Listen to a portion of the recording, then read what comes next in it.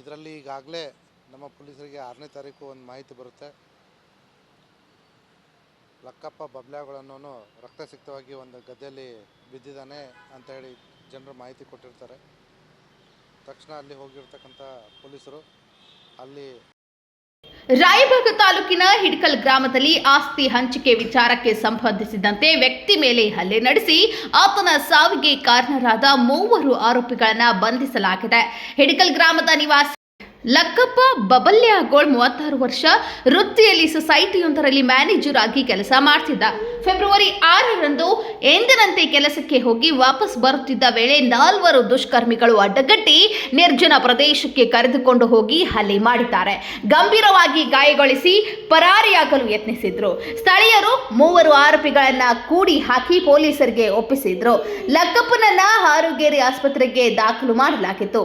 ಆಸ್ಪತ್ರೆಯಲ್ಲಿ ಕಳೆದ 9 ದಿನಗಳಿಂದ ಲಕ್ಕಪ್ಪನಿಗೆ ಚಿಕಿತ್ಸೆ ಕೊಡಿಸಲಾಗಿತ್ತು. ಆದರೆ ಚಿಕಿತ್ಸೆ ಫಲಿಸದೆ ಲಕ್ಕಪ್ಪ ಮೃತಪಟ್ಟಿದ್ದಾರೆ.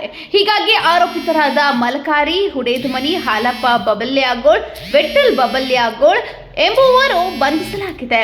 ಮತ್ತೋರ್ವ ಆರೋಪಿ ಲಕ್ಷ್ಮಣ್ ಬಬಲ್ಯಾಗೋಳ ಪತ್ತೆಗೆ ಶೋಧ ನಡೆದಿದೆ. ಸೈಕಲ್ ಮುಟ್ರೆ ಶೆಕಾಬ್ಸೂರ ರಾಡ ಚಾಕು ಕಬ್ನ್ಯಾಗ ಹೋದಲ್ಲಿ ಹೊಡೆದ್ರು. ನಿಮಗೆ ಯಾವಾಗ ಗೊತ್ತಾಗ್ತದೆ? ನಮ್ಗೆ ಒಂದು ತಾಸು ಬಿಟ್ಟು ಗೊತ್ತಾಗಿತ್ತು. ನಾವು ಅದ್ರಾಗ ಪಂಚನಾಮ ಮಾಡಕ್ಕೆ ನಾವು ಹೋಗಿದ್ವಿ. 7 ತಾರೀಕು ಮಟ್ರ ಆಗಿತ್ತು. 7 ತಾರೀಕಿಂತ ಇಲ್ಲಿ ಮಟ್ಟ ಯಾಕೆ ಇದೆ? ಈಗ ನಾವು ಲೇಕಿ ಹಾಸ್ಪಿಟಲ್ ಅಲ್ಲಿ ಮೊದಲು ನಾರಗೊಂಡ ಆಸ್ಪತ್ರೆ ಹತ್ತಿರ ಲೋಕಲ್ ಹಾರುಗೇರಿ ಶಿಫ್ಟ್ ಮಾಡಿದ್ವಿ ಪೇಷಂಟ್. ಅಲ್ಲಿ ಕಬ್ಬಿನ ಪಡೆದಾಗ ಅಲ್ಲಿ ತೋಟದವರೆಲ್ಲ ಹಿಡಿದಾಕಿ 3 ಮಂದಿನ ಹಿಡಿದಾಕಿರಲ್ಲಿ ಒಂದು ಹೊಂಡಾರಮ್ಮ ದೇವಸ್ಥಾನ ಹತ್ತೈತಿ. ಅಂದ್ರೆ ಇಂಜೂರ್ ಆಗಿದ್ರಿ ನಾವು? ಆಸ್ಪತ್ರೆಯಲ್ಲಿ ಅಡ್ಮಿಟ್ ಮಾಡಿರಿ. ಮೇನ್ ಇಂಜುರಿ ಹೆಡ್ ಇಂಜುರಿ ಆಗಿತ್ತು. ಹೆಡ್ ಇಂಜುರಿ ಆಗೋದು ಇವ್ರು 3 ಮಂದಿ ಸಿಕ್ಕಾರ. ಈಗ ಇನ್ನೊಬ್ರು ಹೊಡೆದ ಮನೆ ಅಂತ ಅಪ್ಸ್ಕೊಂಡದಾರ. ಯಾವಾಗ ಡೆತ್ ಆಗ್ಯಾರ? ಇವತ್ತು ಡೆತ್ ಆಗ್ಯಾರ. ಇವತ್ತು ಬೆಳಿಗ್ಗೆ 7 ಗಂಟೆಗೆ 7:52 ಇವತ್ತು ಬೆಳಿಗ್ಗೆ 7:52 ಡೆತ್ ಆಗ್ಯಾರ.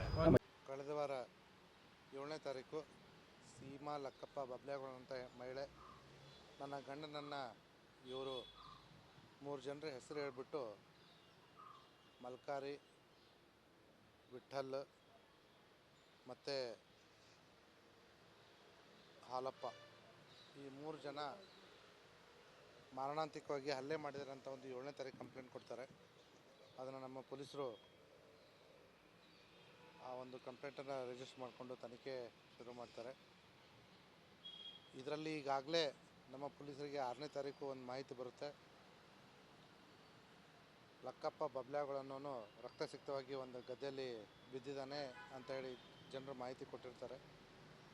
ತಕ್ಷಣ ಅಲ್ಲಿ ಹೋಗಿರ್ತಕ್ಕಂಥ ಪೊಲೀಸರು ಅಲ್ಲಿ ಅವನ್ನ ಮೊದಲು ಆಸ್ಪತ್ರೆಗೆ ಸಾಗಿಸ್ತಾರೆ.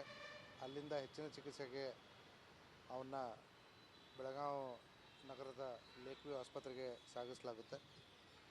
ಕಳೆದ 8 ದಿನಗಳಿಂದ ಆ ವ್ಯಕ್ತಿ ಆಸ್ಪತ್ರೆಯಲ್ಲಿ ಚಿಕಿತ್ಸೆ ಪಡೀತಾ ಇರ್ತಾನೆ. ದುರದೃಷ್ಟವಶಾತ್ ಲಕ್ಕಪ್ಪ ಕೊಡ್ತಾ ಇರ್ತಕ್ಕಂಥ ಚಿಕಿತ್ಸೆ ಫಲಿಸದೆ ಅವನು ಸಾವಿಗೀಡಾಗಿದ್ದಾನೆ ಇವತ್ತಿನ ದಿವಸ. ಆ ಕಾರಣವಾಗಿ ಈಗಾಗಲೇ ನಾವೇನು 307 ಕೇಸ್ ರಿಜಿಸ್ಟರ್ ಮಾಡ್ಕೊಂಡಿದ್ವಿ. ಅಂದರೆ ಮಾರಣಾಂತಿಕ ಹಲ್ಲೆ ಪ್ರಕರಣ ಈಗ ಮರಣ ಪ್ರಕರಣ ಆಗಿ ಕನ್ವರ್ಟ್ ಆಗಿದೆ. ಈ ಪ್ರಕರಣದಲ್ಲಿ ಈಗಾಗಲೇ 3 ಜನ ಮೇಲೆ ಹೇಳಿರ್ತಕ್ಕಂಥ 3 ಜನ ನಾವು ಅರೆಸ್ಟ್ ಮಾಡಿ ನ್ಯಾಯಾಂಗ ಬಂಧನಕ್ಕೆ ಒಪ್ಪಿಸಿದ್ದೀವಿ. ಇವತ್ತಿನ ದಿವಸ ಈಗಾಗಲೇ ಏನು ಮಾರಣಾಂತಿಕ ಹಲ್ಲೆ ಪ್ರಕರಣ ಆಗಿತ್ತು ಅದನ್ನು ಇವತ್ತು ನ್ಯಾಯಾಲಯಕ್ಕೆ ವರದಿ ಒಪ್ಪಿಸಿದ್ದೀವಿ. ಮಾರಣಾಂತಿಕ ಹಲ್ಲೆ ಪ್ರಕರಣ ಅಲ್ಲ, ಇದು ಈಗ ಕೊಲೆ ಪ್ರಕರಣ ಅಂತೇಳಿ.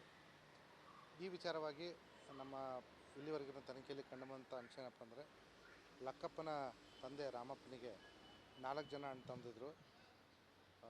ರಾಮಪ್ಪ, ಭೀಮಪ್ಪ, ಮಹಾದೇವ್. ಇವರೆಲ್ಲರ ಮಧ್ಯೆ ಇವರಿಗೆ ಒಬ್ಬಳು ತಂಗಿ ಕೂಡ ಇದ್ಲು. ಅವರೆಲ್ಲರ ಮಧ್ಯೆ ಒಂದು ಜಮೀನಿನ ವಿಚಾರವಾಗಿ ಆಸ್ತಿ ವಿಚಾರವಾಗಿ ವಿವಾದ ನಡೀತಾ ಇತ್ತು. ಈ ಒಂದು ಸಂದರ್ಭದಲ್ಲಿ ಈಗಾಗಲೇ ಕೋರ್ಟಲ್ಲೂ ಕೂಡ ಕೇಸ್ ನಡೆದು ಈಗ ಇತ್ತೀಚೆಗೆ ಎಲ್ಲ ಅಣ್ಣ ತಮ್ಮಂದಿರಿಗೂ 4-5 ಎಕರೆ ಅಂತ ಹೇಳಿ ಭಾಗವಾಗಿತ್ತು. ಆದರೆ ಆ ಹಳೆ ದೇಶವನ್ನು ಇಟ್ಕೊಂಡು ಮಹಾದೇವನ ಮಕ್ಕಳು ಮತ್ತು ಕೊನೆಯ ತಂಗಿಯ ಮಗ ಇವನ ಜಮೀನಿಗೆ ಹೋಗೋ ಸಂದರ್ಭದಲ್ಲಿ ಪೆಟ್ರೋಲ್ ಬೇಕು ಅಂತ ವಿಚಾರದಲ್ಲಿ ಇವನಿಗೆ ಕೈ ಮಾಡಿ ಅಡ್ಡ ಹಾಕಿ ಪೆಟ್ರೋಲು ಅವನು ತೆಗೀಲಿಕ್ಕೆ ಬಗ್ಗಿದಂಥ ಸಂದರ್ಭದಲ್ಲಿ ಈಗಾಗಲೇ ಅವರು ಮಾರಕಾಸ್ತ್ರನ ಏನು ತಂದಿದ್ರು, ವಿಶೇಷವಾಗಿ ಈ ಶಾಕ್ ಅಬ್ಸರ್ವರ್, ಅದರಿಂದ ಅವನ ತಲೆಗೆ ಹೊಡೆದು ಅವನ ಮರಣಕ್ಕೆ, ಕೊಲೆಗೆ ಕಾರಣರಾಗಿದ್ದಾರೆ. ಈಗಾಗಲೇ 3 ಆರೋಪಿಗಳನ್ನ ಬಂಧಿಸಿದ್ದೀವಿ, ನ್ಯಾಯಾಂಗ ಬಂಧನಕ್ಕೆ ಒಪ್ಪಿಸಿದ್ವಿ.